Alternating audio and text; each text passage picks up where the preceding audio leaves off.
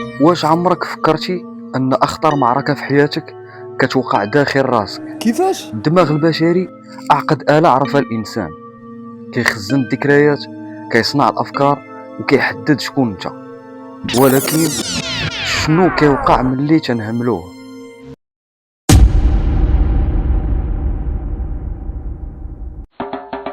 العلماء كيأكدوا ان الدماغ بحال شي عضلة، الا ما استعملتيش كيضعف.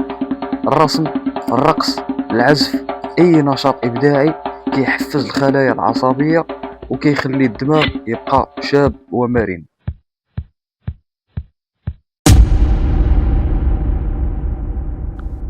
اليوم الذكاء الاصطناعي والشاشات ولات كتفكر في بلاصتنا، لكن الخبراء كيحذروا الا سلمتي دماغك للتكنولوجيا بالكامل قدراتك العقلية غادي تبدا تضعف تدريجيا.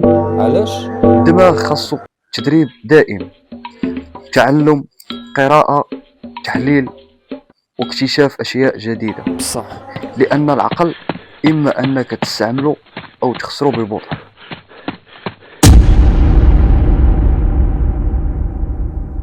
وانت ناعس دماغك ما كيرتاحش، فالنوم كيقوم بتنظيف نفسه من الفضلات السامة وكيثبت المعلومات داخل الذاكرة. والاغرب ان العلماء اكتشفوا خدعة غريبة: الا قريتي معلومة مع رائحة معينة ومن بعد شميتي نفس الرائحة اثناء النوم، الدماغ كيتذكر المعلومات بشكل افضل. وكذلك القيلولة قصيرة ما بين 5 دقائق و20 دقيقة تقدر ترجع التركيز، الابداع والطاقة الجسدية بشكل مذهل. وفي الاخير اقوى جهاز في العالم ماشي الهاتف ولا الحاسوب، بل الدماغ اللي داخل راسك. السؤال الحقيقي هو: واش كتحافظ عليه؟